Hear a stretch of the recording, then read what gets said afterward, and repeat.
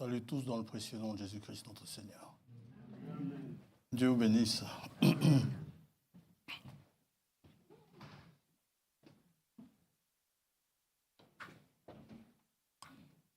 n'y a pas de nouveau parmi nous.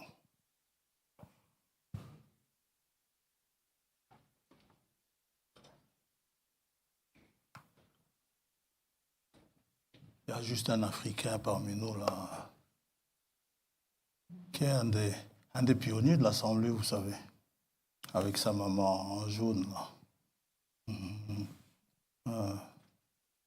Frère Jean-Gérard, Dieu te bénisse. Il est là pour un petit temps.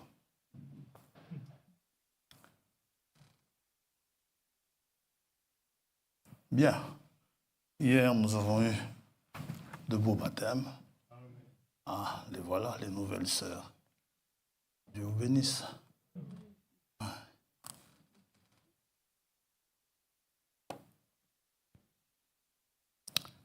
Bien, comme il n'y a pas grand-chose à dire avant, on peut continuer sur la lancée. Nous allons prier.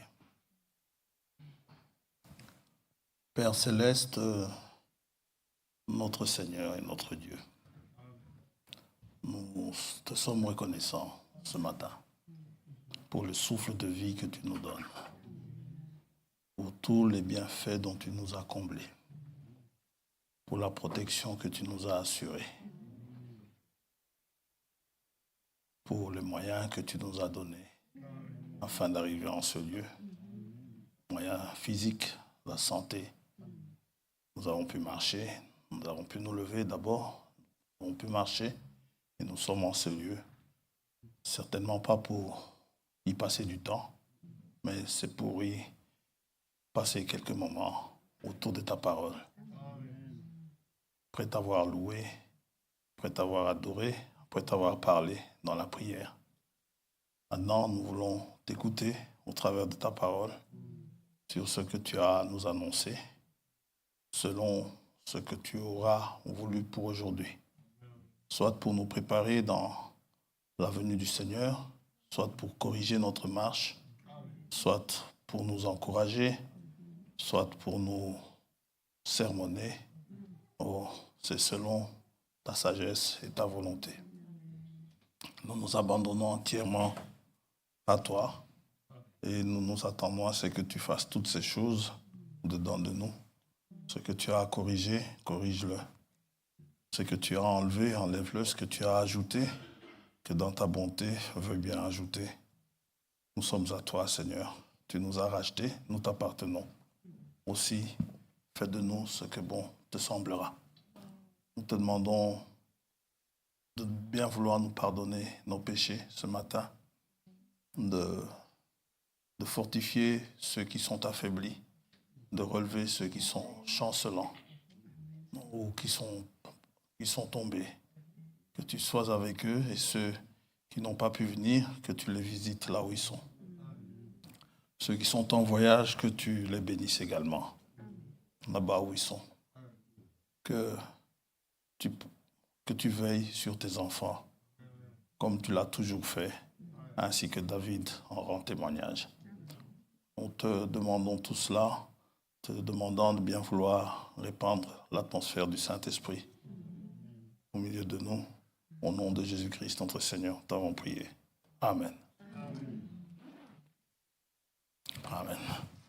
Nous allons lire dans Actes chapitre 3.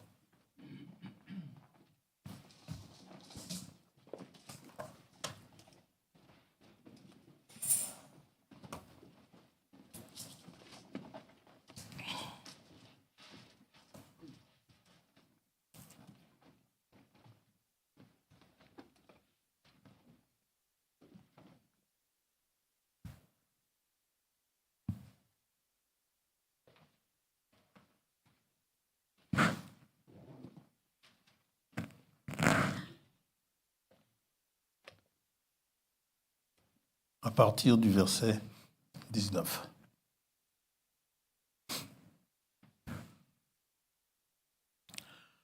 Repentez-vous donc et convertissez-vous, pour que vos péchés soient effacés. Afin que des temps de rafraîchissement viennent de la part du Seigneur et qu'il envoie celui qui vous a été destiné, Jésus-Christ, que le ciel doit recevoir jusqu'au temps du rétablissement de toutes choses, dont Dieu a parlé anciennement par la bouche de ses saints prophètes d'autrefois. Amen. Que Dieu bénisse sa parole.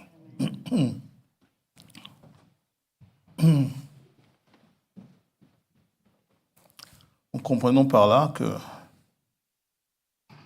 le ciel doit recevoir le Seigneur Jésus-Christ jusqu'au temps du rétablissement de toutes choses.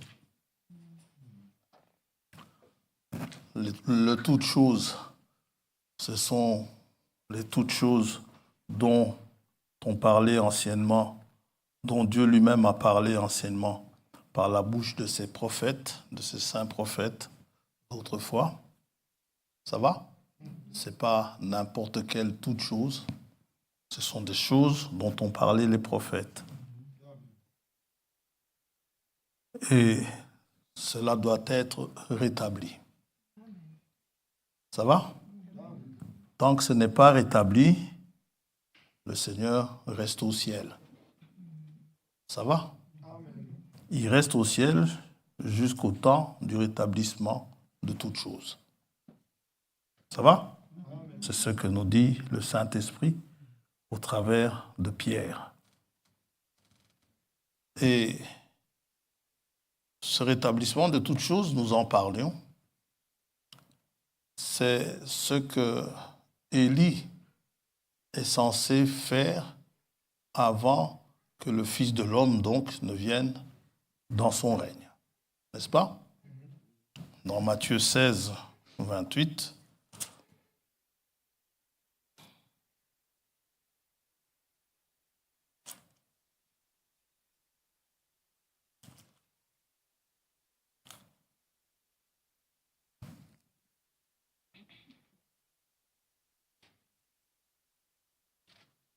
verset 28, « Je vous le dis en vérité, quelques-uns de ceux qui sont ici ne mourront point qui n'aient vu le Fils de l'homme venir dans son règne. » Alors, il y a un événement qui se passe dans Matthieu 17. Le Seigneur les a prévenus que ce serait justement la venue du Fils de l'homme dans son règne. Et les quelques-uns dont il parlait, nous comprenons par là qu'il s'agit de Pierre, Jacques et Jean. Ça va? Puisque au verset 1er du chapitre 17, il prend avec lui Pierre, Jacques et Jean. La foi, l'espérance et l'amour. Et lorsqu'ils ont cette vision, ils s'étonnent, les disciples. Ils s'approchent du Seigneur au verset 10. Ils disent, mais avant que cela n'arrive, les disciples donc lui posèrent cette question. Pourquoi donc les scribes disent-ils que Élie doit venir premièrement? Normalement, avant que le Fils de l'homme ne vienne, Élie doit d'abord venir. Et le Seigneur va répondre, il répondit, il est vrai qu'Élie doit venir et rétablir toutes choses. Ça va? Et ça, c'est ce que nous savons comme étant la promesse d'Élie, le prophète, qui devrait venir pour rétablir toutes choses. Et ces choses en question qui devaient rétablir, Élie va les énoncer. Nous avons parlé dimanche passé des bénédictions spirituelles dont les Éphésiens avaient bénéficié. Des bénédictions spirituelles dans les lieux célestes en Christ. Selon Éphésiens chapitre 1er,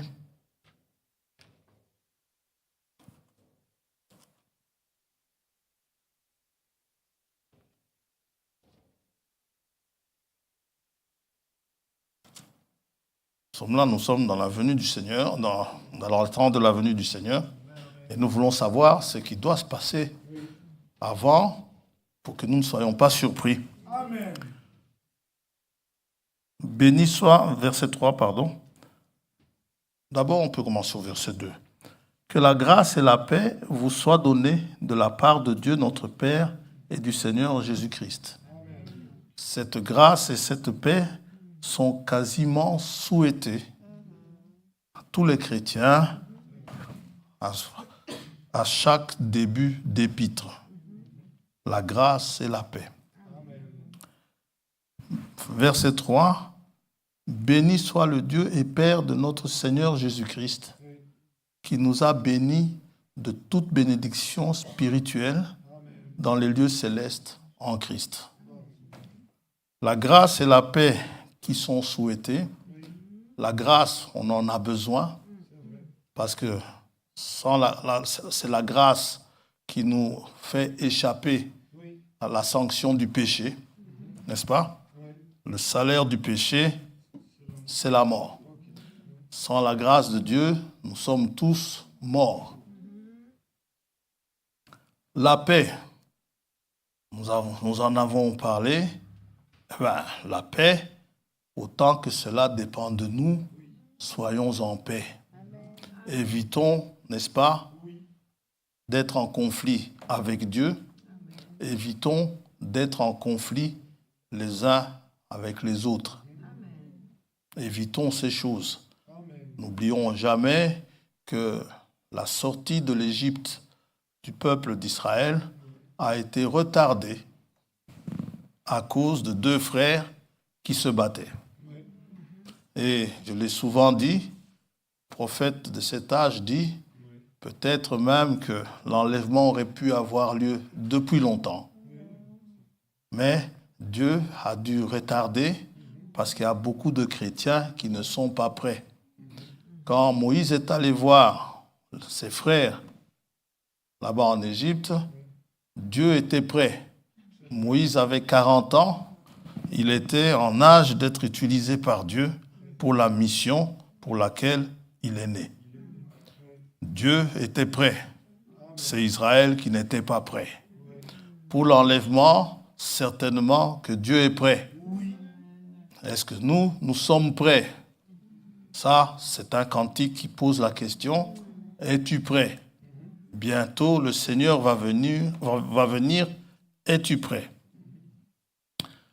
Ces bénédictions spirituelles, cette bénédiction spirituelle dans les lieux célestes qu'ils ont eus, nous avons dit que c'était en fait une restitution, un rétablissement, dans la mesure où avant ces choses-là, avant la chute, il y avait de ces choses-là. Bon, bien sûr, il n'y avait que Adam et Ève, mais tout était en harmonie. Ça va? L'homme était en paix avec la nature, l'homme était en paix avec la création, l'homme était en paix avec les animaux, avec toute la création. L'homme était en paix avec Dieu. Amen. Et lorsque nous avons des esclandres entre nous, lorsque nous nous offensons entre nous, nous avons vu que par ricochet, le fait de pécher contre un frère, c'est qu'on a violé une loi divine. Parce que Dieu est très regardant sur nos relations entre nous. Avant d'offrir ton offrande, n'est-ce pas, va d'abord te réconcilier avec ton frère. Parce que tu ne vas pas aller offrir une offrande à Dieu pour que tu sois en paix avec Dieu alors que tu n'es pas en paix avec ton prochain. Et le Seigneur dit, laisse là ton offrande, commence d'abord par aller te réconcilier. Alors, ça ne sert à rien de se lancer dans des justifications du genre « c'est lui qui a commencé », c'est lui... Non, c'est lui qui a quelque chose contre moi. Ben justement, oui. Si tu sais qu'il a quelque chose contre toi, amen, va le trouver. Amen. Ça va? Amen. Dans les lieux célestes en Christ, Si nous prenons ce que Scofield nous dit que bien sûr, c'est véritablement ça. C'est le domaine de l'expérience spirituelle du chrétien. Et dans ces lieux célestes en Christ, il y a de l'amour. Vous êtes en Christ. Et nous entrons en Christ comment? Par le baptême du Saint-Esprit. Le fruit de l'Esprit, c'est l'amour, c'est la joie, c'est la paix, c'est la patience. Vous allez jusqu'à la foi. Ça va? Tout cela, ça caractérisait l'Église primitive. Et Dieu bénissait l'Église primitive selon le témoignage des Éphésiens ici. Ses frères avaient toutes sortes de bénédictions, avaient toute bénédiction spirituelle en Christ. Parce que Dieu les a placés en Christ. Oui. Au fil du temps,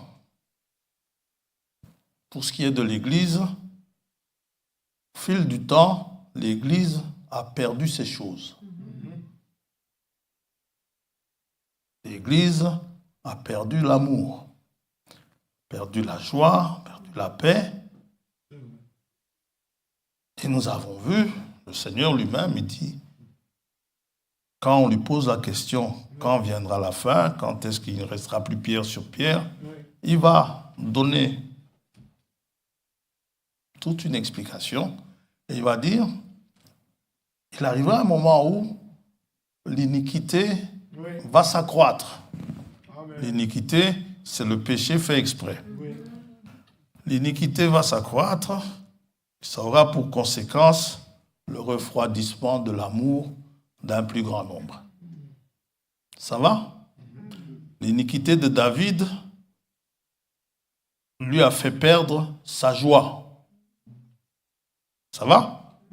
Dans Psaume 51, d'abord, puisqu'on est encore là dans le Nouveau Testament, on peut prendre Matthieu 24, verset 11.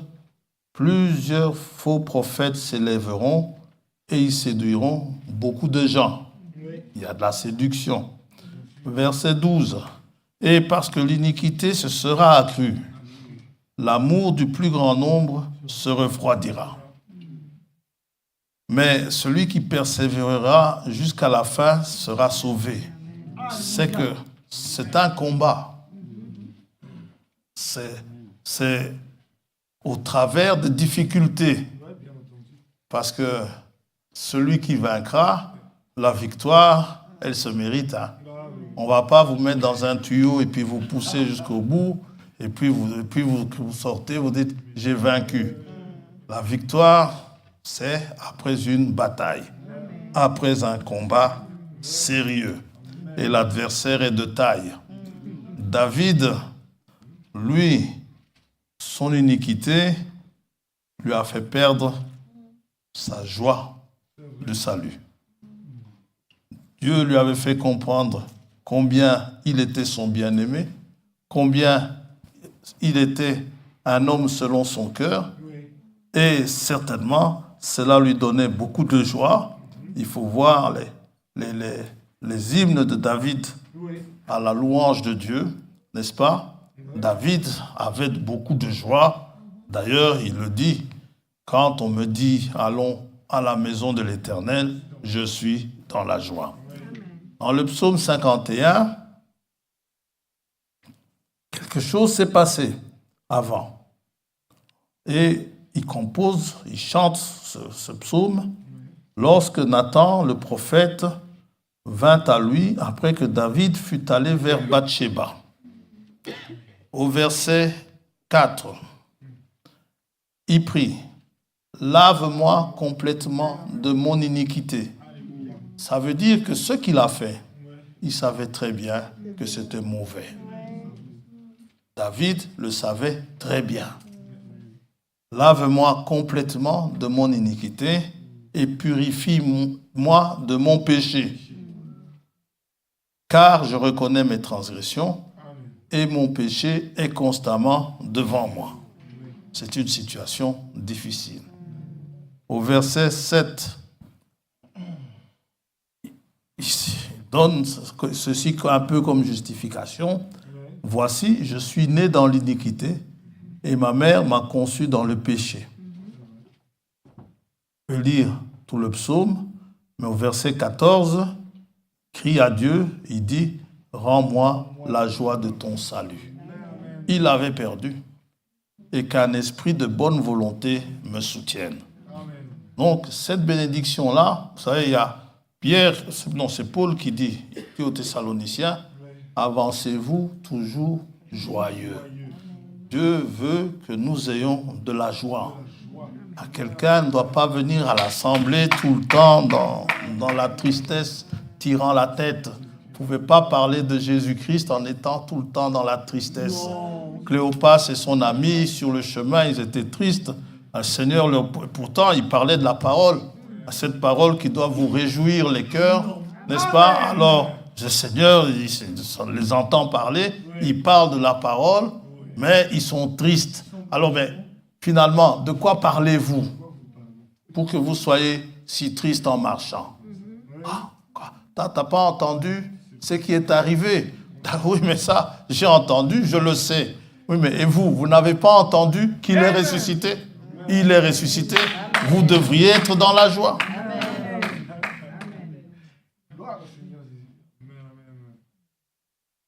Ah oui, des femmes nous ont dit ça ce matin, mais bon, les frères, ils sont allés vérifier, ils ont trouvé comme les femmes ont dit, mais bon, mais la résurrection, on n'y croit pas trop. Mais on l'aime. Et quand vous l'aimez, Dieu se manifeste à vous. Du temps d'Élie le Tishbite, il nous est dit qu'Élie a rétabli l'autel de l'Éternel qui avait été renversé. Amen. L'autel avait été renversé. À l'époque, c'est Akab qui était roi en Israël, au royaume du Nord. 1 Roi 16.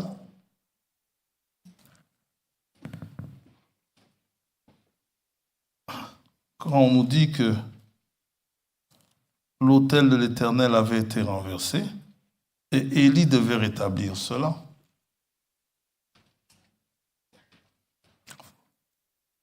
Élie le Tishbite.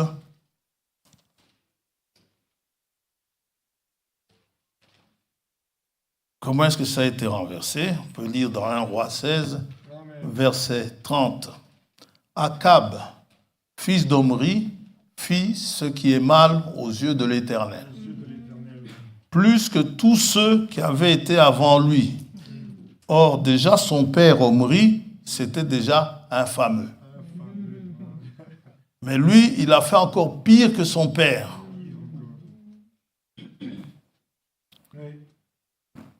Il fit ce qui est mal aux yeux de l'Éternel, plus que tous ceux qui avaient été avant lui. Et comme si c'était pour lui peu de choses, de se livrer au péché de Jéroboam, le veau d'or, fils de Nébat, il prit pour femme Jézabel. Jeunes gens, soyez prudents. Il prit pour femme Jézabel, fille d'Ethbaal, roi des Sidoniens. Et il alla servir Baal et se prosterner devant lui. Ça va? Donc, au lieu de se marier en Israël, il est allé prendre une Sidonienne qui avait pour Dieu Baal. Baal, certainement on lui disait, c'est un Dieu, c'est le même Dieu. C'est ce que beaucoup disent toujours, c'est le même Dieu seulement. Vous l'appelez l'Éternel, nous on l'appelle Baal, mais c'est le même Dieu, non. Même vous-même là, vous n'aimerez pas qu'on vous appelle par un nom qui n'est pas le vôtre. Amen. À combien plus forte raison, c'est le cas de Dieu lui-même. Dieu n'aime pas que vous l'appelez. Il se présente à vous comme étant l'Éternel, comme étant le Je suis, et puis vous allez l'appeler le J'étais.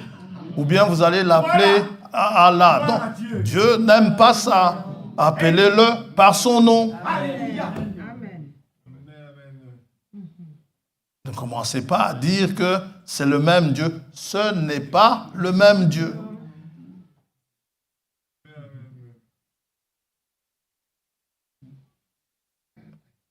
Alors, il alla servir Baal et se prosterner devant lui. Oui, mais il y a des autels. Oui, mais pour en arriver à ces autels-là de Baal, tu dois renverser l'autel de Dieu. C'est-à-dire que, bon, ça, c'est pas grave, on met ça sur le côté. Ça, c'est pas grave non plus, on enlève. Finalement, rien n'est grave. D'ailleurs, Baal, je l'ai souvent dit ici, Baal était très permissif comme Dieu. C'est-à-dire que Baal, il acceptait plein de choses. Amen. Jézabel pouvait se peindre comme elle voulait, ça ne dérangeait pas Baal. Mais par contre, l'Éternel, ça le dérange. Oui. Ça va? Ah ouais, Dieu regarde au cœur. Ouais, mais le cœur, c'est ton cœur, hein, manifeste, donc ton extérieur manifeste ce qu'il y a dans ton cœur. Bien, on continue. Il éleva un autel à Baal dans la maison de Baal qu'il bâtit à Samarie. C'est le royaume du Nord. Et il fit une idole d'Astarté. Akab fit plus encore que tous les rois d'Israël. Ils étaient quasiment tous mauvais, les rois d'Israël. Les bons rois, ceux qui faisaient de temps en temps ce qui est bien devant l'Éternel, c'était le roi de Juda. Et il fit une idole d'Astarté. Akab fit plus encore que tous les rois d'Israël qui avaient été avant lui pour irriter l'Éternel, le Dieu d'Israël. De son temps, il de Béthel bâtit Jéricho. Or, Jéricho était une ville maudite. Certainement, Hil ou Hiel, je ne sais pas. De Béthel, il habitait. Béthel, c'est la maison de Dieu. Hein. Hil de Béthel bâtit Jéricho. Or, Jéricho, c'était une ville maudite. Et celui qui voulait la rebâtir était maudit. Il y avait une malédiction qui pesait sur lui, c'est-à-dire il allait perdre son premier-né. Il en jeta les fondements au prix d'Abiram. Dieu n'oublie pas ses bénédictions. Il n'oublie pas les malédictions non plus. Son premier-né, et il en posa les portes au prix de Ségub, son plus jeune fils, selon la parole que l'Éternel avait dite par Josué, fils de Nun. Vous pouvez lire cela dans Josué chapitre 6.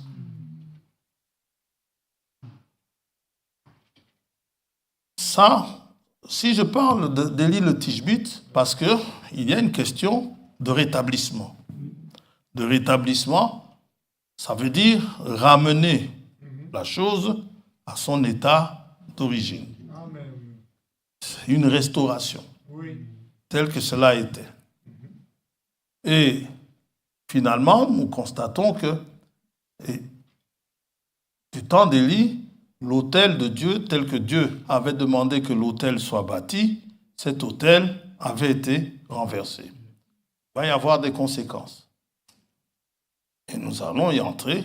Ça veut dire que les bénédictions que Dieu avait mises en réserve pour Israël, ces bénédictions allaient être retenues par Dieu. Du temps de Joël, ça on a vu la semaine passée, le prophète Joël,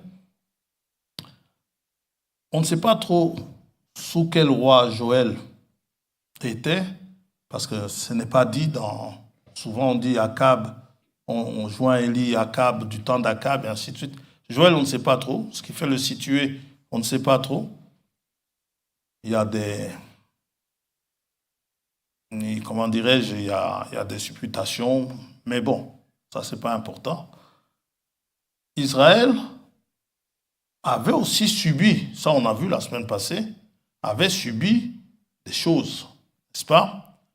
Que s'est-il passé? Ils étaient à la merci d'un insecte, n'est-ce pas, qui tout au long de son évolution, n'est-ce pas, causait des dégâts. Pourquoi cet insecte est venu? En fait, Israël avait abandonné l'Éternel. C'est pour cela, parce que cet insecte, le gazam, la sauterelle, le hasil, le hélec, cet insecte, Dieu l'appelle sa grande armée.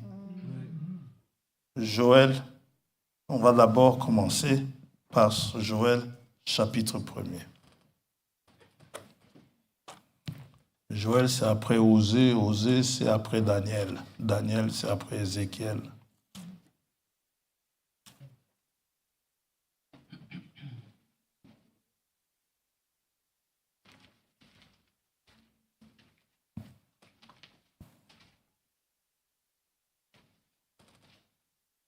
Verset 4. Ce qu'a laissé le gazam, la sauterelle l'a dévoré. Ce qu'a laissé la sauterelle, le hélec l'a dévoré. Ce qu'a laissé le hélec, le hasil l'a dévoré. Regardez au verset 5. Réveillez-vous, ivrognes, et pleurez. Vous tous, buveurs de vin, gémissez, parce que le mout vous est enlevé de la bouche. En fait, que s'est-il passé? Un peuple est venu fondre sur mon pays, puissant et innombrable.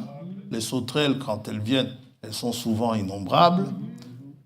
Il a les dents d'un lion, les mâchoires d'une lionne. Il a dévasté ma vigne. Il a mis en morceaux mon figuier. Il a dépouillé, abattu. Les rameaux de la vigne ont blanchi. Lamente-toi comme la Vierge qui se revêt d'un sac pour pleurer le fiancé de sa jeunesse. Il s'est passé des choses en Israël. C'est pourquoi Dieu a permis que cet insecte vienne et fasse ces dégâts-là. Dans Joël 2,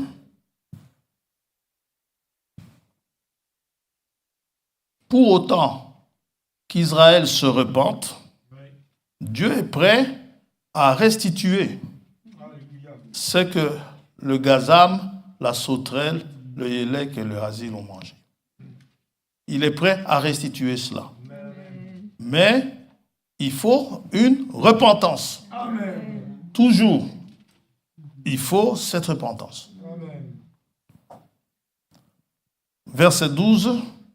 Maintenant encore, dit l'Éternel, revenez à moi de tout votre cœur, avec des jeûnes, avec des pleurs et des lamentations. Déchirez vos cœurs et non vos vêtements. Le problème, ce n'est pas dans vos vêtements, c'est dans vos cœurs. Et revenez à l'Éternel, votre Dieu, car il est compatissant et miséricordieux, lent à la colère et riche en bonté, et il se repent des maux qu'il envoie. Qui envoie? C'est lui. Qui sait s'il ne reviendra pas et ne se repentira pas, ne regrettera pas, et s'il ne laissera pas après lui la bénédiction des offrandes et des libations pour l'Éternel votre Dieu. Ça va? Pour cela, sonnez de la trompette en Sion, publiez un jeûne, une convocation solennelle. Vous pouvez continuer à lire. Et au verset 25, il y a cette promesse de restitution. Je vous remplacerai les années qu'ont dévoré la sauterelle. Mais pour cela, d'abord revenir à l'Éternel. Ça veut dire pour cela, avant toute chose, donc, une repentance. Une réconciliation ne peut pas se faire sans repentance. Et même sans réparation. Ça, pour la réparation, l'expiation, on pourra toujours voir plus tard. Nous sommes dans la restitution, dans le rétablissement. Et le frère Branham a prêché sur la restitution de l'arbre de l'épouse. Et il dit, c'est que cet insecte-là a mangé, dans différents stades de son développement, Dieu promet de restituer cela. Je vous remplacerai les années qu'ont dévoré la sauterelle, le yélek, le hasil et le gazam. Comme il dit, ma grande armée que j'avais envoyée contre vous.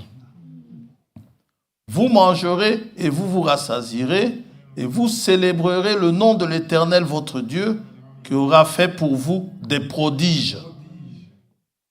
Et mon peuple ne sera plus jamais dans la confusion.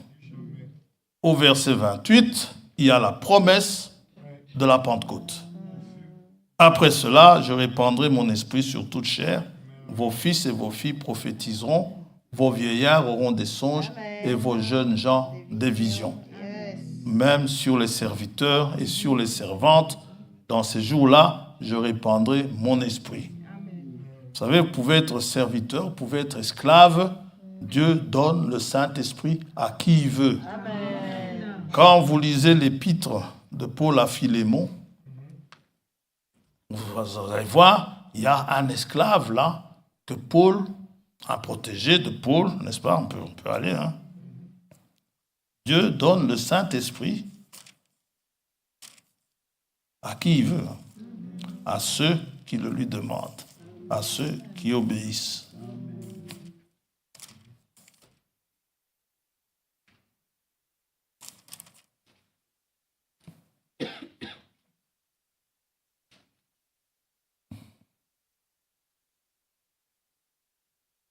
Il écrit à Philémon,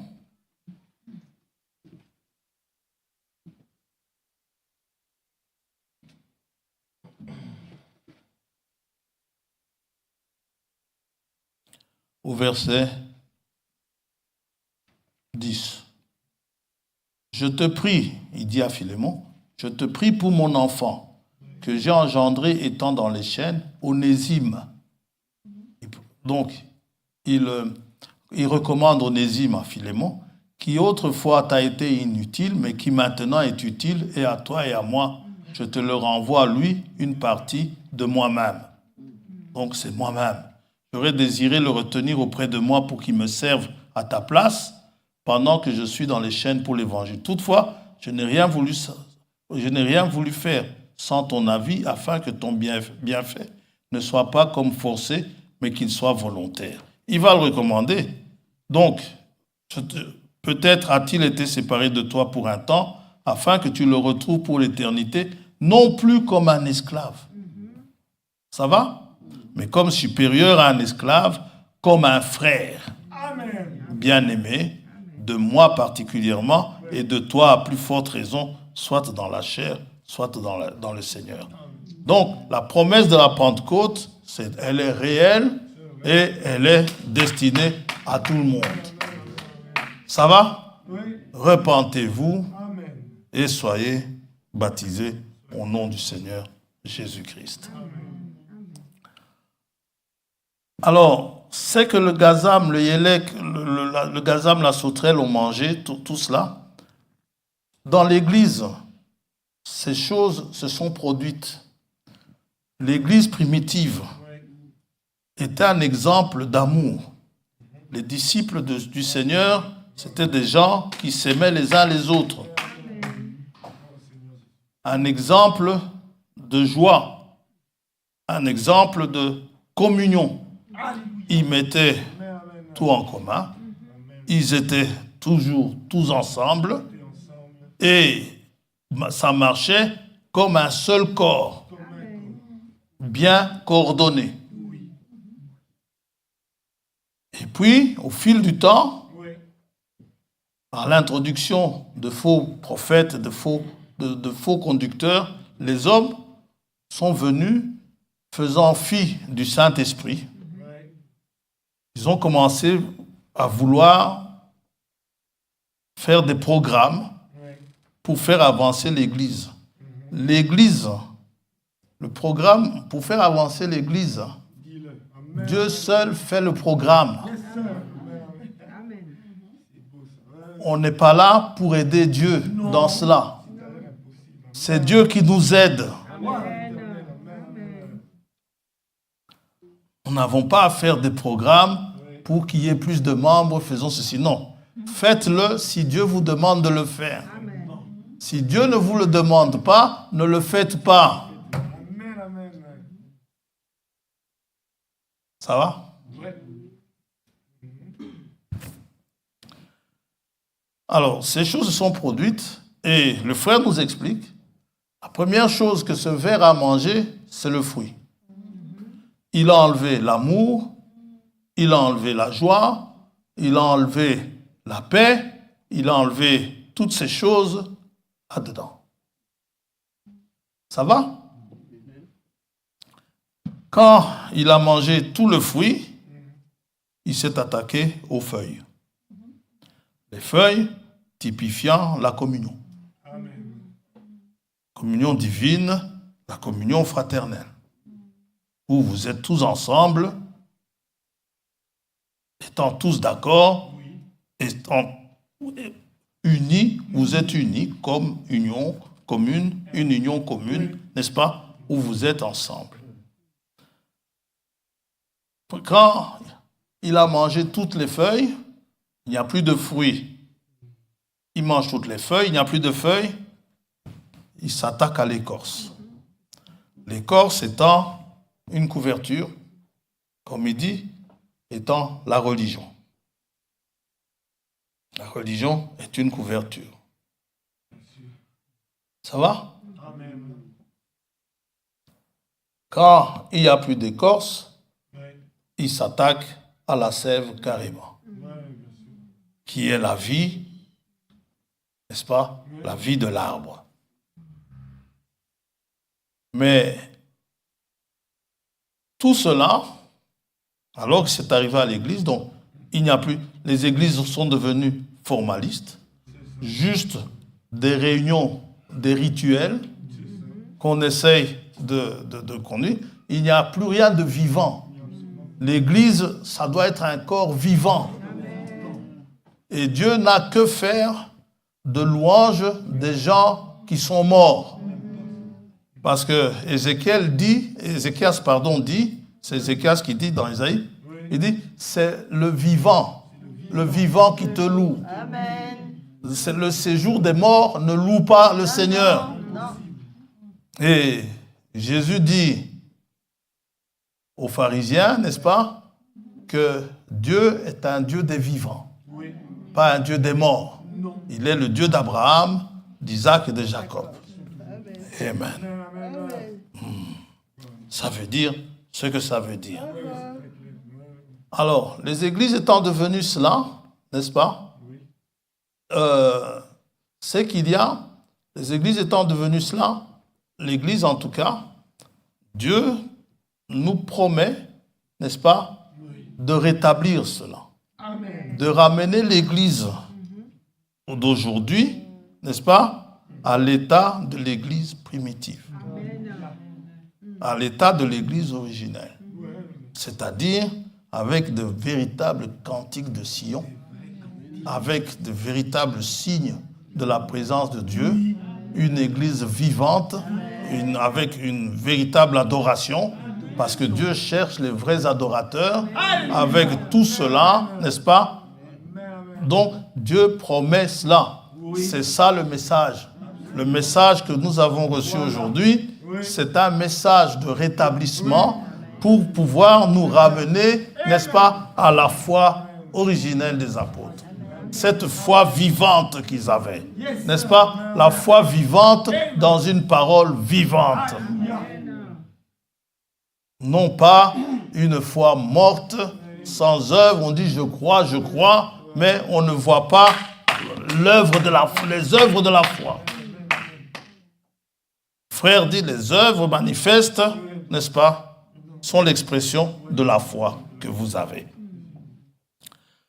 Il doit venir rétablir cela. Pour établir cela, il faut un Saint-Esprit. Or, le Saint-Esprit est promis à qui? à celui qui s'est repenti et qui s'est fait baptiser au nom du Seigneur Jésus-Christ. Ça va? Et c'est le Saint-Esprit qui vient remettre la vie dans l'Église. Une Église sans Saint-Esprit, ça ne sert à rien. C'est une loge. On n'a pas besoin de dogmes, on a besoin d'une parole vivante. La parole de Dieu, elle est vivante. Et la mission d'Élie, c'est de venir rétablir cela. Rétablir ce qui a été renversé. Par exemple, ici toujours dans la restitution de l'arbre de l'épouse, le baptême d'eau. Ce baptême d'eau, hier on en a eu un, n'est-ce pas? Et c'est toujours quelque chose de merveilleux. Dieu dit que ce baptême, pour que Dieu accomplisse sa promesse dans l'Église primitive, le baptême devait être fait de la manière que Dieu voulait. N'est-ce pas? Jésus dit aux apôtres, baptisez-les au nom du Père, du Fils et du Saint-Esprit. Ça va? Il a bien dit au nom. Au nom du Père, du Fils et du Saint-Esprit. Et Pierre, étant rempli du Saint-Esprit, a eu la révélation de ce qu'il devait faire, comment il devait procéder. Et le jour de la Pentecôte, il ne dit pas « Soyez baptisés au nom du Père, du Fils et du Saint-Esprit ».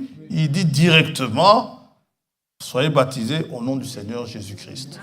Si vous le faites ainsi, ça, comme je dis toujours, ça c'est notre part à nous. La part de Dieu, c'est de nous donner le Saint-Esprit. Jean-Baptiste, tout comme nous baptisons d'eau, mais le Seigneur vient, le Seigneur, lui, nous baptise du Saint-Esprit. Si on est baptisé autrement, la promesse ne vient pas. C'était le cas, n'est-ce pas, des disciples à Éphèse, justement, la bonne église d'Éphèse, dans Actes 19.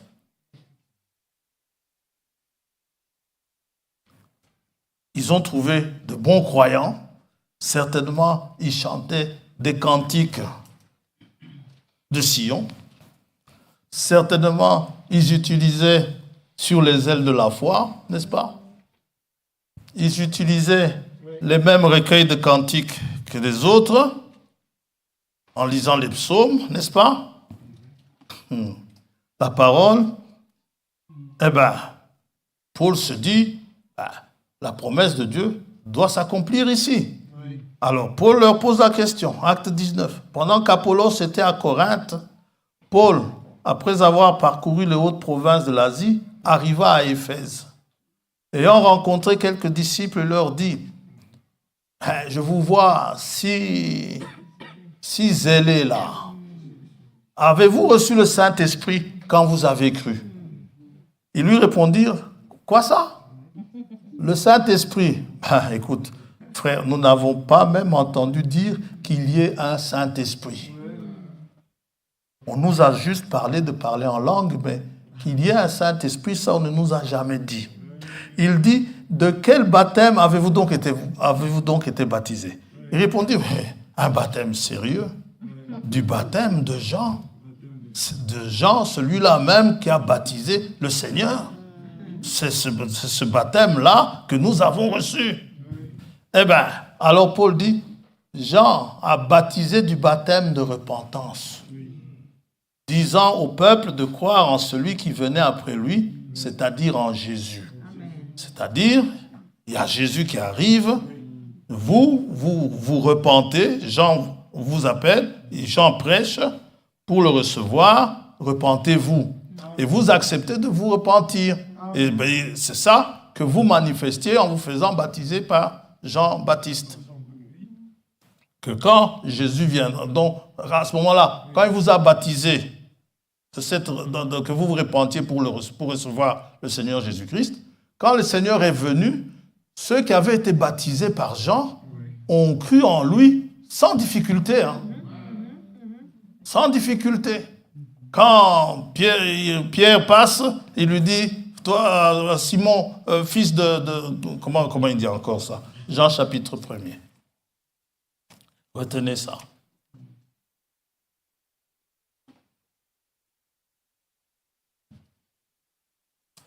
C'est sans difficulté.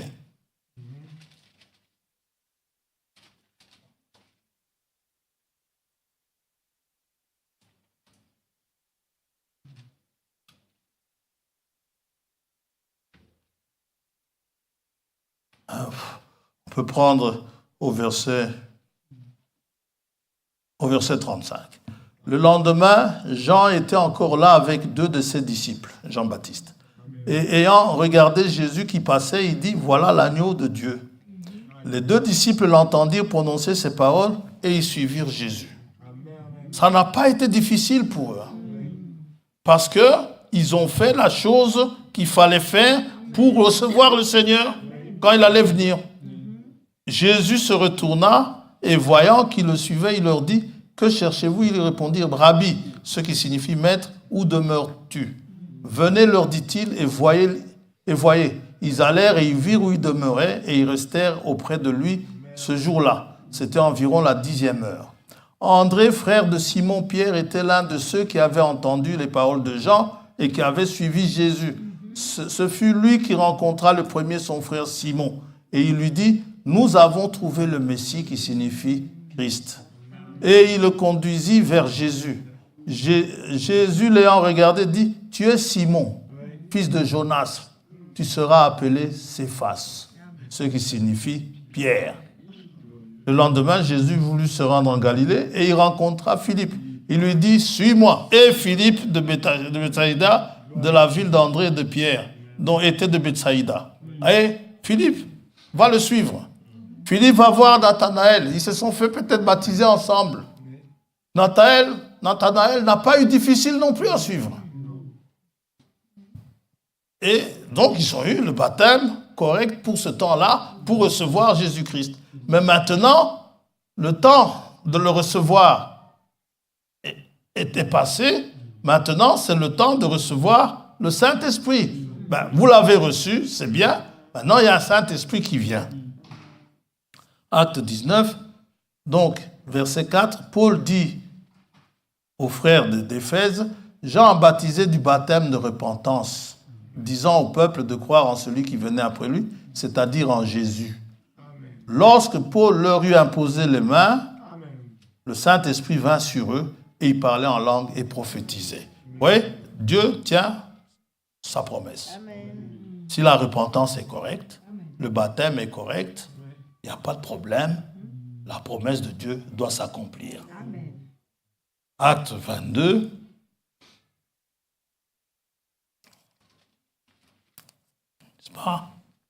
Comment faut-il se faire baptiser? Paul raconte son baptême, comment cela s'est passé. Ananias lui a dit, n'est-ce pas ceci, acte 22, verset 13, Ananias me dit, Saul, mon frère, recouvre la vue. Au même instant, je recouvrais la vue et je le regardais. Il dit, le Dieu de nos pères t'a destiné. Il a destiné. C'est une prédestination. T'a destiné à connaître sa volonté. Toi, pas quelqu'un d'autre. Ananias avait voulu, si vous allez dans Acte 8, Ananias avait voulu, comment dirais-je, ou Acte 9, il avait voulu résister. Dieu lui dit, non, c'est mon instrument. Amen. Ananias a voulu commencer à raconter à Dieu, cet homme-là nous a fait beaucoup de malheur ici. Il a persécuté l'Église. Le Seigneur lui dit, c'est mon instrument. C'est lui que j'ai destiné, je ne prendrai pas quelqu'un d'autre. Quand Dieu vous a choisi pour faire un travail, s'il vous plaît, n'allez pas chercher quelqu'un d'autre, faites-le, c'est vous. Amen. Moi, j'aime bien quand quelqu'un vient me dire, Dieu m'a mis à cœur de faire ça. Fais-le. Pourquoi tu viens me chercher pour qu'on le fasse? Fais-le. Si c'est de Dieu, ça marchera. Amen. Moi, Dieu ne me l'a pas dit. Dieu te l'a dit à toi. Il y en a qui ont cette grâce-là d'entendre Dieu toutes les 5 minutes. Le Dieu de nos pères t'a destiné à connaître sa volonté à voir le juste et à entendre les paroles de sa bouche.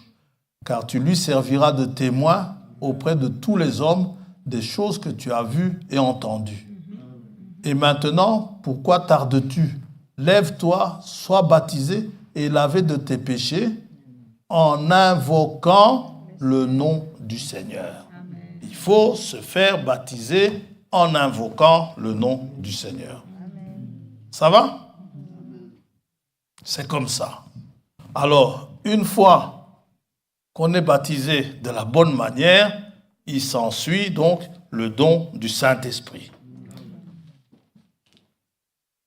Qu'est-ce qu'il a encore rétabli? Il a rétabli plein de choses. La divinité. Cette histoire de Trinité, n'est-ce pas? Dans le message que nous avons reçu, nous savons désormais que Dieu est un. Il n'y a pas trois personnes en Dieu, mais il y a trois manifestations. Il y a la manifestation de Dieu, Dieu en tant qu'esprit, Dieu en tant qu'homme, et Dieu, n'est-ce pas? Dieu en tant que... donc, il y a le Dieu en tant que Père, en tant que Fils et en tant que Saint-Esprit. La communion, toutes ces choses qui ont été perdues, dévorées par le gazam, tout cela a été remis au travers de ce message de rétablissement de toutes choses. Jésus ne peut venir qu'une fois ces conditions-là sont réunies. Pour le moment, il est au ciel, comme on a lu dans Acte 3. Un rétablissement de toutes choses est nécessaire. Ça va? Et le Saint-Esprit, justement, doit être donné. Il viendra chercher une église, bien sûr, baptisée du Saint-Esprit. Maintenant, si nous lisons bien, nous revenons dans Acte 3 que nous avons lu au début. Acte 3, 19. Nous avons dit d'abord une repentance, une conversion au préalable. Ça va? Donc, verset 19, repentez-vous et convertissez-vous pour que vos péchés soient effacés. Verset 20, afin que des temps de rafraîchissement viennent de la part du Seigneur. Donc, cette repentance et cette conversion sont nécessaires pour que des temps de rafraîchissement viennent.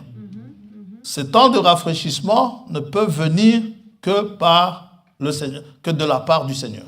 Il n'y a que le Seigneur qui peut donner ces temps de rafraîchissement venant de la part du Seigneur et qu'il envoie celui qui vous a été destiné, Jésus-Christ.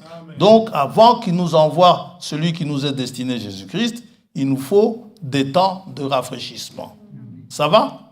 Alors, nous allons un peu parler de ça ce matin. On ne saura pas tout dire. On pourra continuer la semaine prochaine.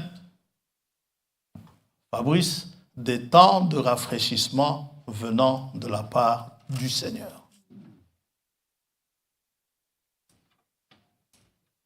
Oui. La conséquence du péché d'Israël du temps d'Élie, c'était quoi? 1 Roi 17. On a lu 1 Roi 16 tout à l'heure.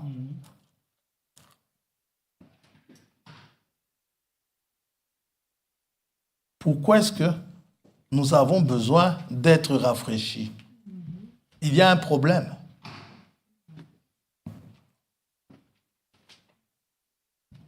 Verset 1er.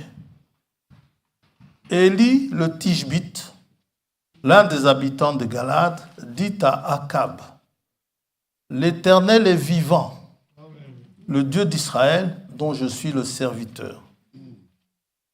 Il n'y aura ces années-ci ni rosée, ni pluie, sinon à ma parole. » Conséquence du péché, ni rosée, ni pluie. C'est une malédiction. Deutéronome 28.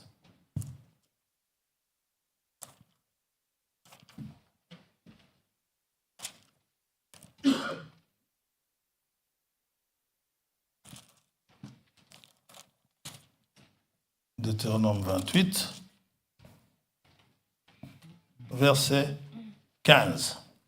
Mais si tu n'obéis point à la voix de l'Éternel ton Dieu, si tu n'observes pas et ne mets pas en pratique tous ses commandements et toutes ces lois que je te prescris aujourd'hui, voici toutes les malédictions qui viendront sur toi et qui seront ton partage. Ça va? 2 points. Parmi les malédictions, on va passer, prenons le verset 23. Le ciel sur ta tête sera d'airain et la terre sous toi sera de fer. Vous savez, nous et les Australiens, nous sommes un peu contraires. Quand c'est l'hiver ici, donc maintenant, c'est l'été chez eux. J'ai entendu au courant de la semaine, le soleil tape fort là-bas, pour le moment, ces jours-ci. Et quand notre tour, si le Seigneur tarde, viendra en été, il y en a beaucoup qui se plaindront aussi du soleil qui tapera fort. Ça va? Le ciel est d'airain. J'avais vu des images, je ne sais plus, c'était l'année passée, en tout cas, c'est pas loin, soit 2022, soit 2021. La chaleur était tellement forte en Australie que les gens pouvaient faire leurs omelettes rien qu'avec la chaleur du soleil. Ouais. C'est que ça cogne fort. Et le frère venant du Congo, il dit que ça tape fort ces jours-ci là-bas. Mais heureusement, là-bas pour le moment, c'est la saison des pluies aussi. On va y arriver. Alors, le ciel sur ta tête sera d'airain et la terre sous toi sera de fer. L'Éternel enverra pour pluie à ton pays de la poussière et de la poudre au lieu d'une pluie d'eau. Il en descendra du ciel sur toi jusqu'à ce que tu sois détruit. Donc, quand Élie dit il n'y aura ni rosée ni pluie, c'est une malédiction qu'il prononce. Et c'est un ainsi dit le Seigneur. Donc ce n'est pas lui qui maudit, c'est Dieu. C'est la parole de Dieu. C'est Dieu qui lui dit, va leur dire, il n'y aura ni rosée ni pluie. Bien sûr, il dit, sinon à ma parole, mais quand il va appeler le prophète de Baal, il va prier, il va dire que l'on sache que tu es Dieu, Amen. Que j'ai fait toutes ces choses selon ta parole. C'est la parole de Dieu. Oui. Ouais. Alors, quand il n'y a plus de pluie, comme ça, la poussière, la poudre, c'est un ciel d'airain. Il y fait sec. La pluie, en son temps. Quand vous regardez au verset, toujours au chapitre 28, d'abord verset 1er, si tu obéis à la voix de l'Éternel ton Dieu en observant et en mettant en pratique tous ces commandements que je te prescris aujourd'hui, l'Éternel ton Dieu te donnera la supériorité sur toutes les nations de la terre. Voici toutes les bénédictions qui se répandront sur toi et qui seront ton partage lorsque tu obéiras à la voix de l'Éternel ton Dieu. Vous savez, Israël, s'ils faisaient ce que Dieu leur demandait de faire, ce petit pays-là d'Israël serait supérieur sur toutes les nations de la terre. Mais ils veulent en faire à leur tête, selon eux.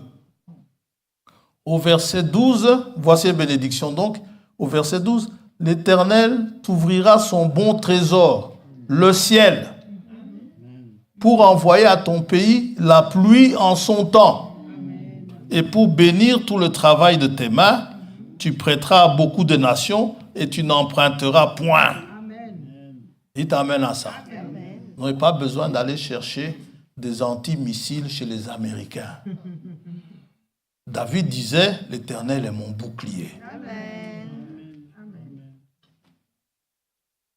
La rosée ou la pluie, il n'y aura ni rosée ni pluie. La rosée ou la pluie, toujours associée à la bénédiction. Pas n'importe quelle pluie, parce que il y a des pluies qui sont des pluies de jugement. La pluie mêlée à la grêle, c'est jugement. Le déluge, c'est un jugement à cause du péché. Mais la pluie en son temps, les pluies saisonnières, ce sont des bénédictions qui tombent en leur saison, dans un but bien précis pour fertiliser la terre. Et la terre va produire. Dans Deutéronome 33, nous voyons que lors de la bénédiction mosaïque de Joseph,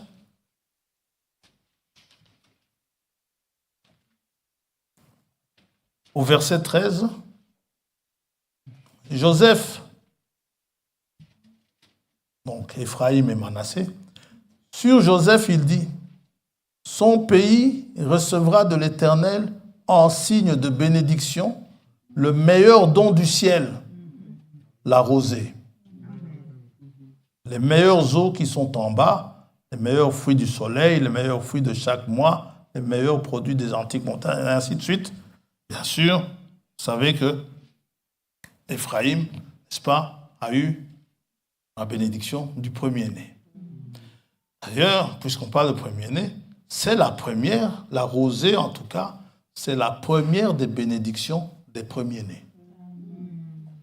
C'est la bénédiction que Ésaü devait recevoir. Ésaü a méprisé cela. Enfin, il a méprisé le droit d'aînesse. Et ayant méprisé le droit d'aînesse, il a été privé de la bénédiction du premier-né. Jacob a pris sa place. Et quand Isaac va bénir Jacob, dans Genèse 27,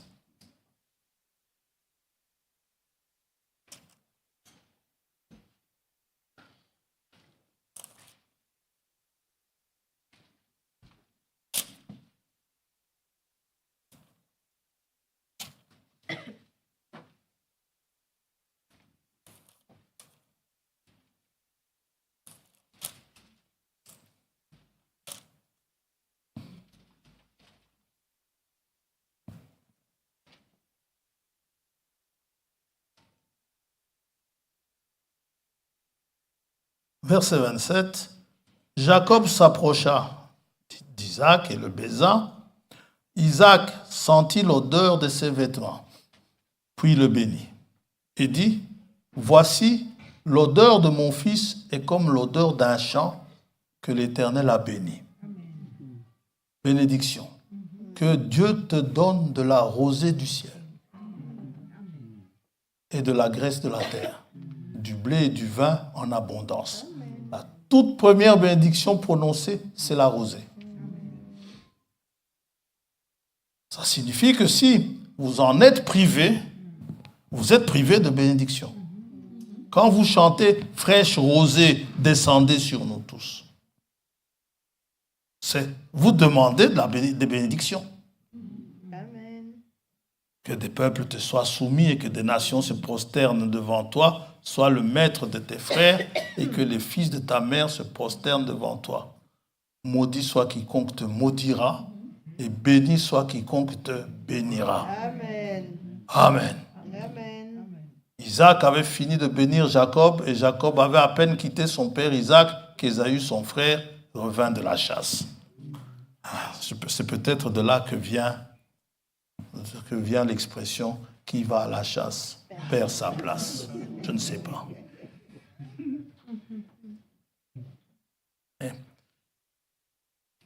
Les pluies, les rosées sont associées à la saison sèche, à la saison fraîche, pardon. Vous constaterez, il y a plus de rosée sur les pelouses en hiver qu'en été. Ça va? Quand le temps est rafraîchi, surtout en Israël, la rosée, n'est-ce pas? La rosée est produite abondamment en temps de fraîcheur. Qu'il est bon pour des frères de demeurer ensemble, n'est-ce pas? Psaume 133.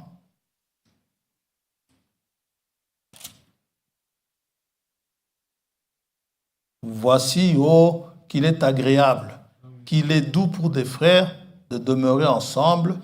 C'est comme l'huile précieuse qui, répandue sur la tête, descend sur la barbe d'Aaron, qui descend sur le bord de ses vêtements. C'est comme la rosée de l'Hermon, qui est une montagne, qui descend sur les montagnes de Sion, car c'est là que l'Éternel envoie la bénédiction, la vie pour l'éternité.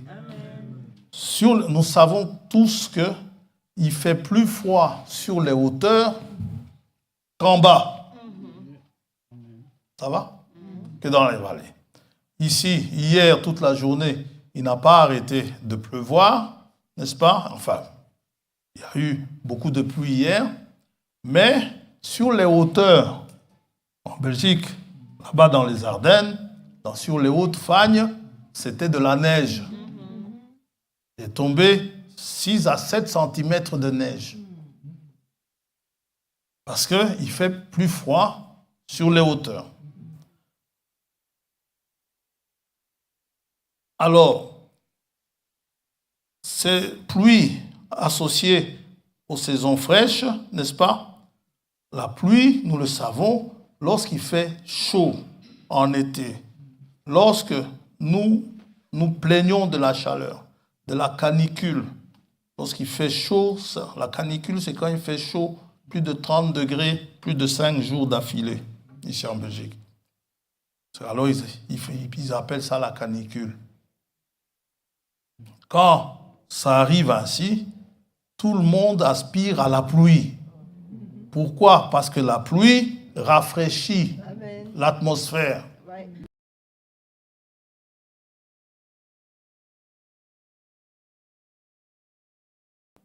C'est connu. Alors, ces temps de rafraîchissement, ce sont des temps de pluie qui sont demandés.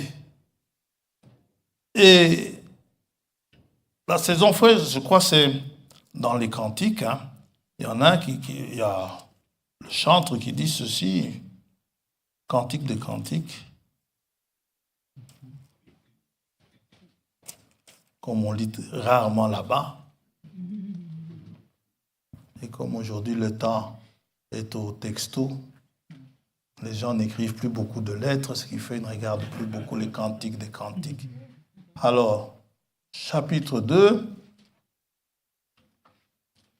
verset 10, « Mon bien-aimé parle et me dit, lève-toi, mon ami, ma belle, et viens, car voici, l'hiver est passé, un temps frais, froid, la pluie a cessé, et s'en est allée. » La pluie est associée à ce temps de rafraîchissement.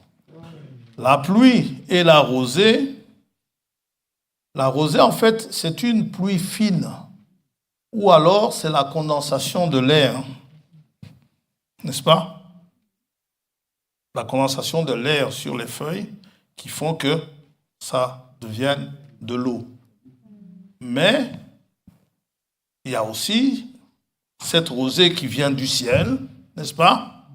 C'est une pluie fine qui donne la rosée. Ça vient du ciel. Retenez bien ça, ça vient du ciel. La rosée, la pluie, elles représentent, toutes les deux, elles représentent le Saint-Esprit. Le Saint-Esprit vient rafraîchir l'Église, vient rafraîchir les assemblées, n'est-ce pas? De telle manière que là où c'est devenu vraiment formaliste, la chaleur, n'est-ce pas, où les gens succombent sous la chaleur, eh bien non, maintenant, ce rafraîchissement, n'est-ce pas, promis, c'est une effusion du Saint-Esprit. Pour vous dire que pour vous montrer que le Saint-Esprit est représenté par la pluie, c'est souvent, Jésus dit ceci dans Matthieu chapitre 5.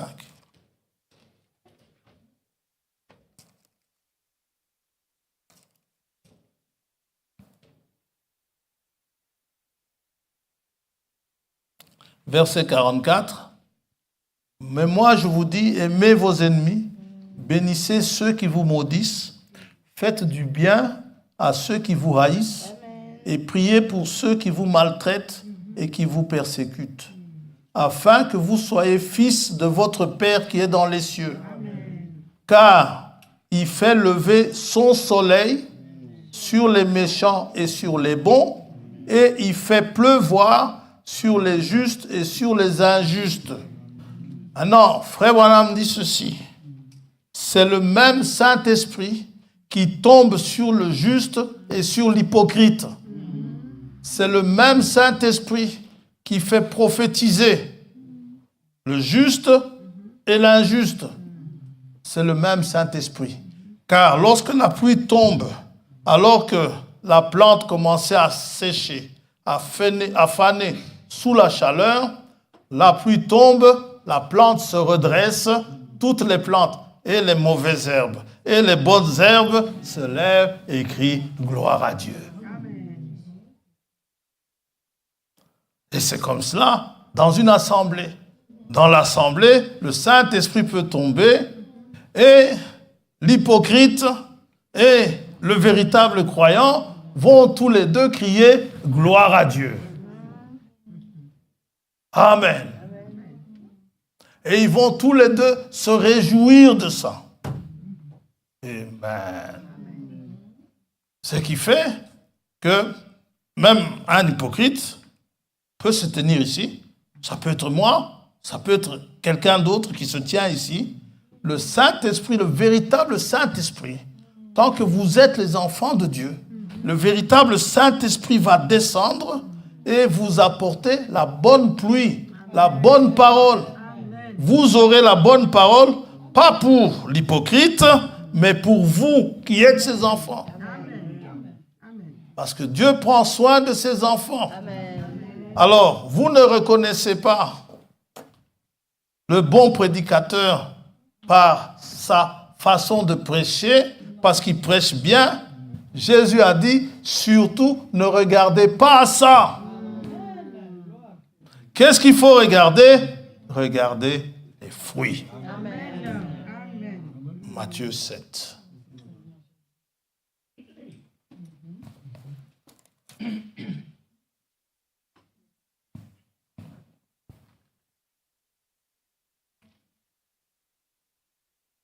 Verset 15.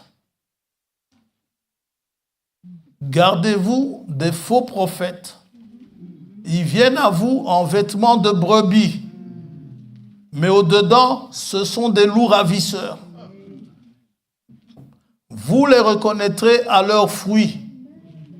Cueille-t-on des raisins sur des épines ou des figues sur des chardons?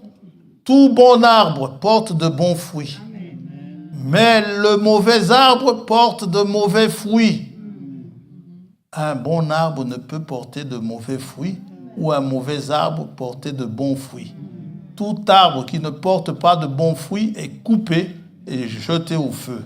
C'est donc à leurs fruits que vous les reconnaîtrez. Amen. Vous prenez un fruit qui ressemble à une pomme. Vous me faites goûter ça à l'aveugle, vous me bandez les yeux. Vous me dites que vous me donnez une pomme. Eh bien, je vais manger.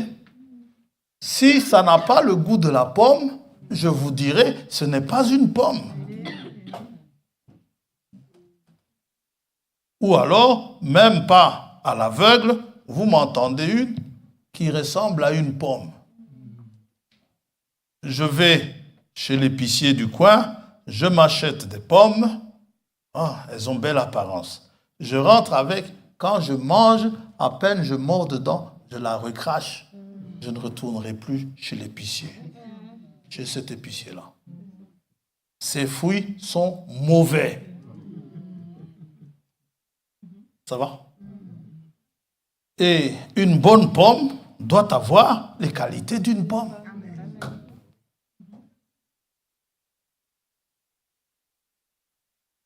Une pomme qui n'est pas une pomme, eh bien, n'est pas une pomme. Amen. Et c'est valable pour tous les fruits. Et pour le fruit de l'esprit également. Quelqu'un qui vous prêche sous l'onction du Saint-Esprit, mais il n'a pas d'amour. Il n'a pas de joie. Pas de paix. C'est quelqu'un de belliqueux, tout le temps à chercher des disputes. Ça ne va pas. Non. Quand il se tient derrière la chair, vous pensez que c'est le Messie lui-même. Non. Ce n'est pas ça. Il faut qu'il y ait les fruits de l'esprit. Et Jésus dit, vous les reconnaîtrez à leurs fruits. En apparence comme ça, c'est difficile. Mais mangez-en les fruits. Oui, mais s'il n'y a pas de fruits frais, à couper. S'il n'y a pas de fruits, enlevez carrément. Là, il n'y a même pas à discuter. Il ne sert à rien. Vous plantez un pommier chez vous et il n'y a pas de pommes. Ça ne va pas. Donc, c'est par les fruits. Et cette pluie, cette bénédiction, elle vient de Dieu. Pourquoi? Parce que c'est Dieu qui fait pleuvoir. N'écoutez pas Monsieur Météo. Monsieur Météo va vous dire, en fait, c'est parce qu'il y a de l'air chaud, de l'air froid. Alors, l'air chaud va circuler, va aller vers l'air froid, ça va faire le vent va amener les nuages, et patati et patata. Qui a fait les nuages?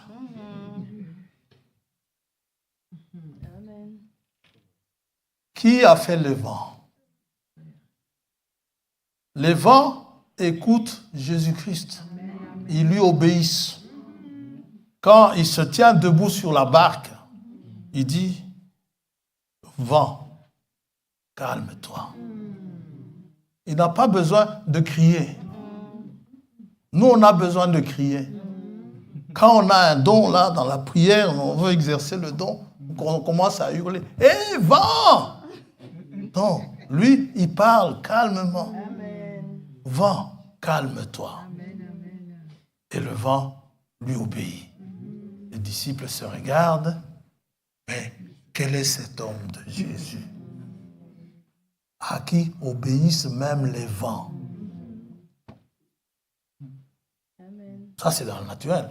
Parfois même, mais parfois les vents peuvent représenter des guerres, hein, des combats. Ça, c'est une autre histoire. Lorsque la pluie vient, c'est Dieu qui l'envoie. Lorsque Dieu ferme le ciel, il n'y a pas de pluie. Les gens qui se plaignent ici du fait qu'il pleut beaucoup ici en Belgique, toutes ces personnes qui se plaignent, le jour où Dieu coupe la pluie pour 2 mois, ils seront les premiers à pleurer. La pluie est une bénédiction. La pluie saisonnière. Hein? Parce qu'il y a plusieurs sortes de pluies. Il y a des averses, il y a des pluies torrentielles. Tout ça, on laisse ça de côté. Mais prenons les pluies saisonnières. Et bien, la pluie du temps d'Élie, le ciel les en a privés à cause du péché. Ça va? Et comme je disais, cela vient du ciel.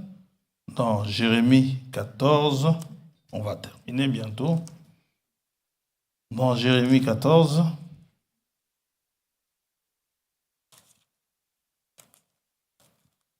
du moins, on va couper là. Ce n'est pas terminé.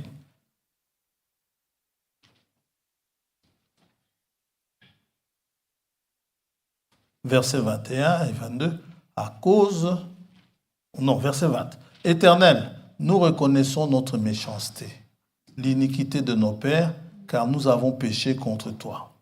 À cause de ton nom, ne méprise pas Ne déshonore pas le trône de ta gloire. N'oublie pas, ne romps pas ton alliance avec nous. Parmi les idoles des nations, en est-il qui fasse pleuvoir? Il n'y en a pas. Où est-ce le ciel qui donne la pluie? N'est-ce pas toi, Éternel, notre Dieu? Nous espérons en toi, car c'est toi qui as fait toutes ces choses. Amen. Amen. Et des temps de rafraîchissement sont promis avant que le Seigneur ne vienne. Si on retourne du temps d'Élie, ça on verra la semaine prochaine, si Dieu le permet, à moins que ça ne change. Si on retourne du temps d'Élie, lorsqu'il dit il n'y aura ni rosée ni pluie, Jacques nous dit Élie était un homme de la même nature que nous. Et il a prié pour qu'il ne pleuve pas, il n'a pas plu pendant 3 ans et demi, et puis il a prié de nouveau, il a plu. Ça signifie qu'au temps d'Élie, quand il va rétablir l'autel, de Dieu qui a été renversé, il y a une pluie qui va être annoncée. La pluie, une pluie abondante. Il va même dire à Akab, rentre vite, parce que la pluie va tomber. Et cette pluie, une fois que tout est rétabli, tout est remis en place, le Saint-Esprit doit descendre. Amen. Avant que Jésus ne vienne, le Saint-Esprit viendra. Il viendra pour qui? Pour tous ceux que le message du temps de la fin a redressés. Alors que Satan, les dénominations, là où vous étiez, vous ont courbé, le message que vous avez reçu, parce que le travail de la parole doit faire son travail en vous.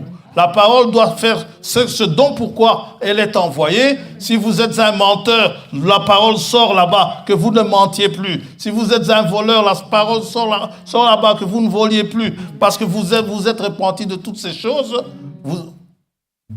La parole de Dieu va faire de vous une nouvelle créature. Amen. Cette nouvelle créature, n'est-ce pas, elle est redressée. Jésus peut venir vous chercher. Amen. Votre ancienne nature ne peut pas aller au ciel. C'est une nouvelle nature qui doit y aller. Et le Saint-Esprit promis va tomber. Mais pour qu'il tombe, il faut que l'autel soit redressé, soit rétabli. Et pour que Jésus vienne, il faut que toute chose soit rétablie. Amen. Amen. Le temps de rafraîchissement, ce sont des temps d'effusion du Saint-Esprit. Ce sont des choses qui viendront. C'est là où nous verrons ces pluies saisonnières. Lorsqu'elles vont tomber, Dieu a promis cela avant sa venue. Elles apporteront le rafraîchissement que l'Église a besoin. Quand ce rafraîchissement va venir, les feuilles là qui étaient devenues des épines en s'enroulant pour se protéger de la sécheresse, elles se sont enroulées, sont devenues des épines, elles se piquaient les uns vers les autres. Ces feuilles-là vont à nouveau se déployer et sous le vent commencer à vous donner de la fraîcheur. Ces temps de rafraîchissement, Dieu les a promis et ils seront là. Amen. Que Dieu vous bénisse. Amen. Nous allons prier.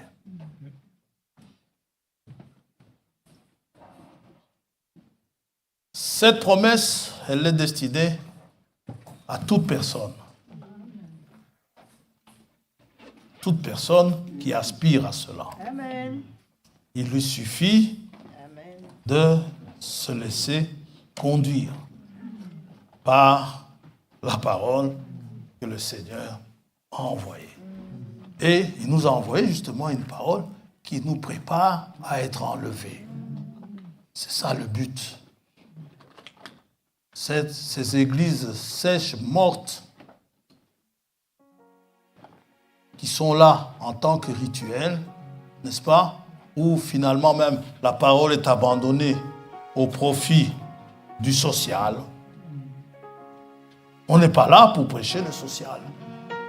Même si ça va mal autour de moi, je ne suis pas ici pour vous dire, vous savez, actuellement, la condition sociale de la Belgique, ça ne va pas. Non, ce n'est pas mon travail. Trop de chômage, tout ça, ce n'est pas mon travail. Mon travail, c'est de vous dire, Jésus revient. Et il vient vous chercher. Que chacun prie. Qu'il soit prêt pour ce jour-là.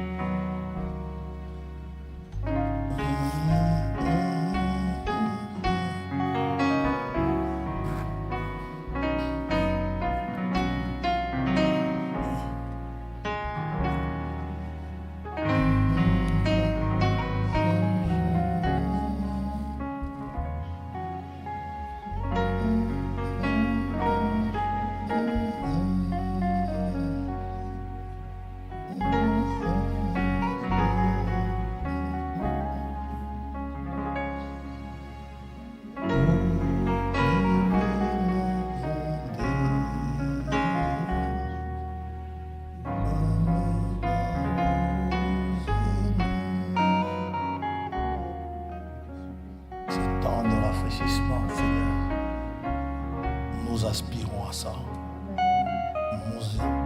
Nous les attendons de tout notre cœur. Nous voulons être participants de cette glorieuse promesse. Tu as dit que tu viendrais nous chercher. Accomplis cela à cause de ton Saint-Nom. Nous n'avons aucun mérite, mais nous comptons sur tes mérites à toi. Tu nous as demandé de pouvoir ainsi obéir à ta parole, accomplir tout ce qui a été annoncé, tous tes commandements. Nous te demandons de nous aider, que le Saint-Esprit vienne nous aider, afin que nous soyons obéissants. Que ta grâce et ta paix soient avec chacun d'entre nous, alors que nous nous attendons à la venue du Seigneur, qui pour le moment est au ciel. Et il y est jusqu'au temps de rétablissement de toutes choses. En attendant ces temps de rafraîchissement que tu as promis, puisse ce temps s'accomplir. Puisse ces rafraîchissements venir nous arroser.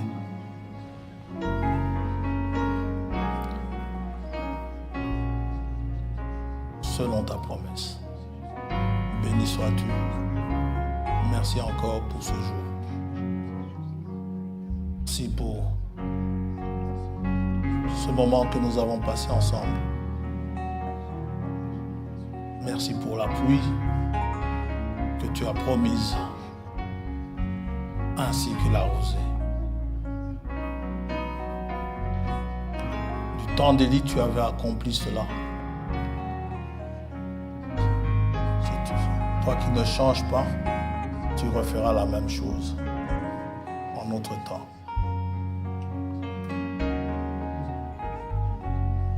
Te le demandons au nom de Jésus-Christ notre Seigneur. Et nous te remercions. Amen.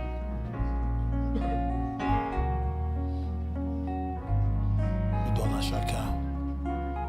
Que tu fasses don à chacun ce merveilleux Saint-Esprit que tu as promis. Mon frère en a besoin. Ma sœur en a besoin. Moi-même, j'en ai besoin. Rends-nous vainqueurs. Au nom de Jésus-Christ, notre Seigneur. Amen.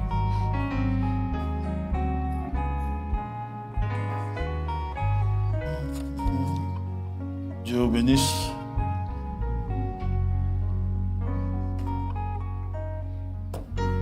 Alors,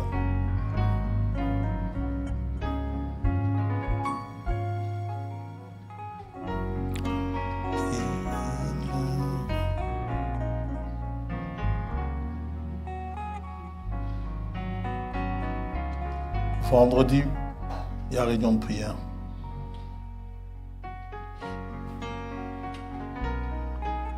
La réunion de vendredi sera une réunion de prière.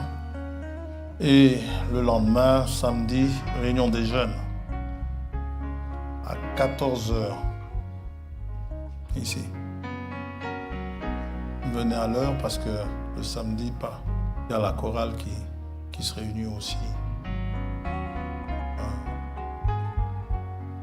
Frère Nestor, partie de la chorale. Je ne sais pas s'ils auront répétition avant ou après, mais à 14h, il y a réunion. Ça va? Pour les jeunes qui veulent venir, ceux qui se sentent jeunes, sont les bienvenus. Dieu vous bénisse.